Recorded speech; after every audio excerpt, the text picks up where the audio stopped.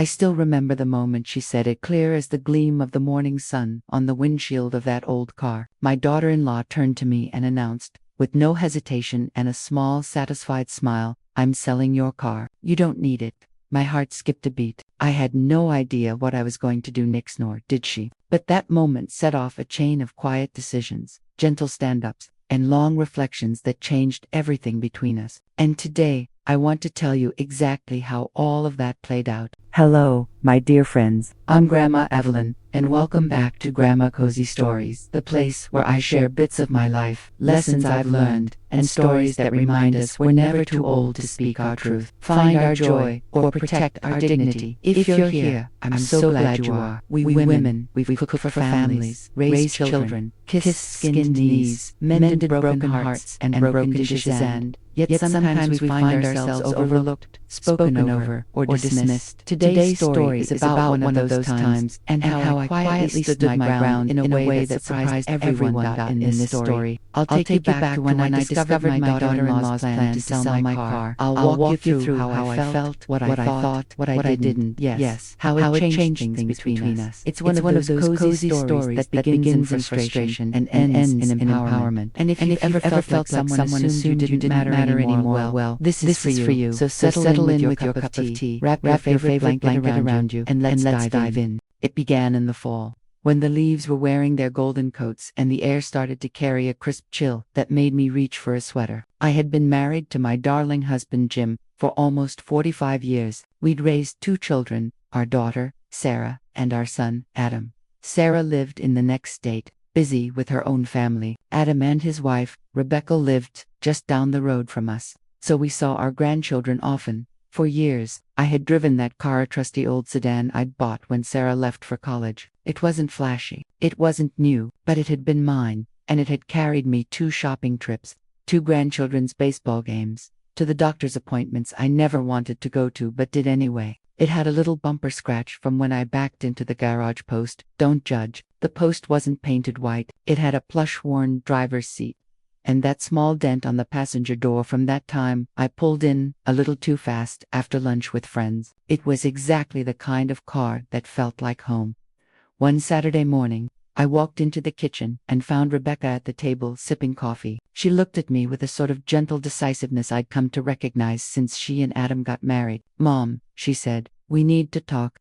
I put down my teacup. I didn't always like when anyone said "Mom." The way she did it sometimes meant an announcement was coming. "Okay," I said. "What's up?" Rebecca took a breath. "I've been driving around your car for a while now, and I just don't think you really need it anymore. I found some listings for used cars that are more fuel efficient, lower insurance, easier to handle, so I'm going to sell your car." I stared at her. A noise came out of my mouth, some polite oath. I tried to keep my tone light, but inside, I felt startled, dismissed, even a little hurt. That car was mine. It represented more than just transportation. It represented time, history, independence. So she carried on. "I've spoken with a friend of mine who will help me list it. We can get something that's easier for you. You'll like it more. Trust me." Her voice was soft, but the message was firm. My body tensed. I sat back, trying to steady myself. "I see," I replied, measured. "Thank you for thinking of me."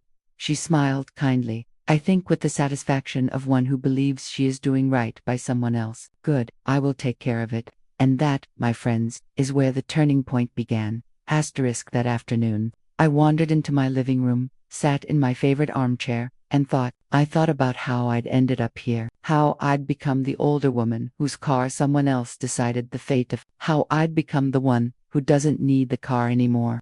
My feelings churned. On one hand, I recognized the practical point. Yes, it would be easier to have something newer, maybe more efficient, but on the other hand, I felt completely unasked. No conversation, no invitation for me to choose. Just a decision made on my behalf that didn't feel cozy. It felt disrespectful. In the quiet of that afternoon, a determination formed. I realized that this wasn't just about a car. It was about my voice, my place, my right to decide, and I knew I had to respond, not in anger, but in clarity.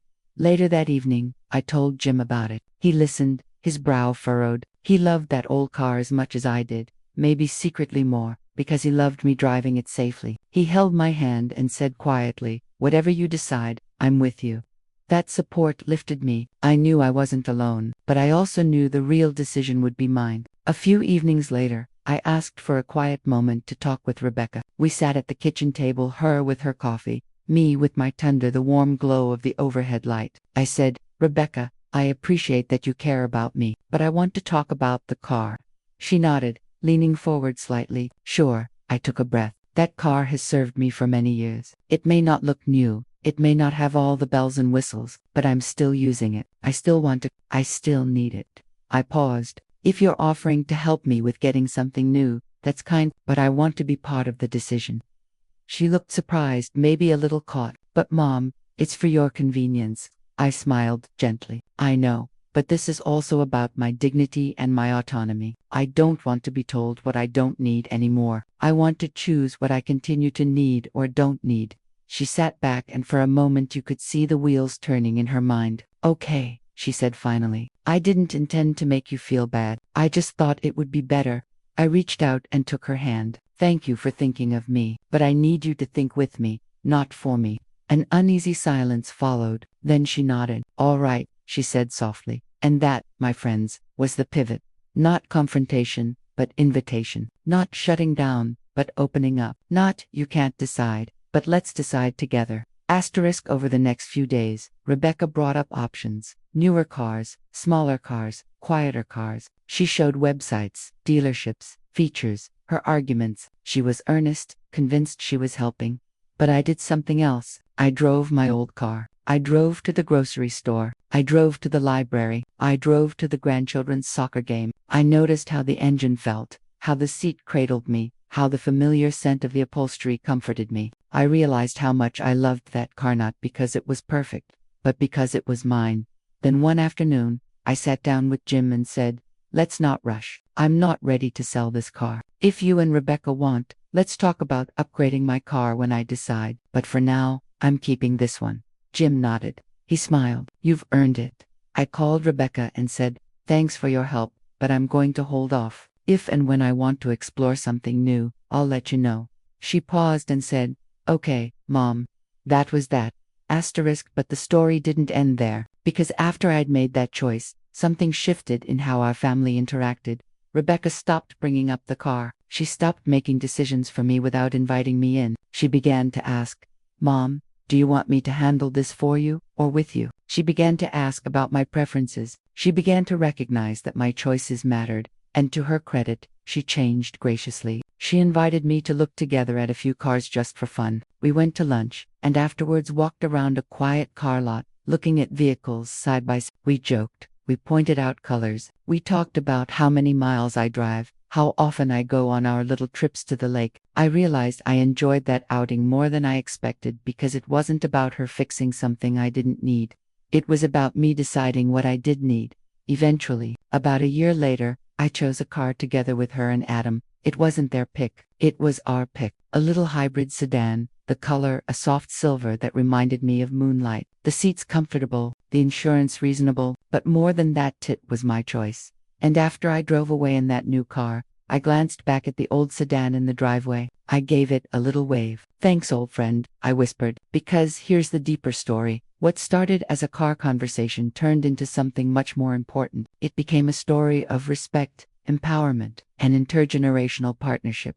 Rebecca and I now have a friendship that is more honest. I feel seen. She feels helpful rather than controlling. She still asks for my input. I still value her care, but the roles are more balanced. She doesn't assume what I need. I don't shy from asking for help. That our children and grandchildren observe us, that grandmother and daughter-in-law, who treat each other as equals. And that matters, because the way we treat each other becomes the way the next generation treats each other. The car wasn't the point. The point was my voice, my choice, my acknowledgement, and once that voice was heard, things shifted. If you're listening and you're thinking, "That could be me," then let me say this: you still matter. Your decisions still matter. Even if you feel like people assume you don't need something anymore, whether it's a car, a role, a voice, ask yourself what you feel. Ask yourself what you want, and speak it quietly, firmly, kindly. Here are the little lessons I learned. Ownership is emotional as much as practical. My car wasn't just a car, it was a symbol of independence. When someone else tried to decide its fate, I realized it touched something deep in me. You don't have to argue to be heard. I didn't need to yell or get upset. I just needed to explain how I felt and ask for inclusion. That changed things more than any fight would have. Inviting partnership transforms relationships. When I said, let's decide together, the tone shifted entirely from you're doing something for me to we're doing something with me. That subtle wording made all the difference. Respect is reciprocal. When someone respects your voice, it often encourages you to respect theirs in new ways. My respect for Rebecca grew, as did hers for me. It's never too late to speak up. I was happily retired, enjoying my grandchildren, taking things slow, yet I still had power and voice, and so do you. So here we are, full circle. The day my daughter-in-law told me she was selling my car, it felt like a small betrayal and a jolt, but it became a turning point, not because of confrontation, but because of clarity, not because I won something, but because I reclaimed something that was already mine. And now, when I drive that hybrid sedan Moonsilver, comfortable, sci-fi smile quietly, because I didn't just get a car. I re-earned my voice. I reaffirmed that just because I'm older, it doesn't mean someone else can decide for me. It means they can sit beside me and decide with me. To you listening, if someone assumes what you don't need or what you're done with, remember, you still hold the steering wheel. You still have the map. You still have the choice to drive where you want. Thank you for joining me in this story. I hope it warms your heart, gives you a little spark, and reminds you, you matter. Your choices matter. And yes, you still get to choose. Until next time, cozy hugs. I'm Grandma Evelyn, and I'll see you again soon.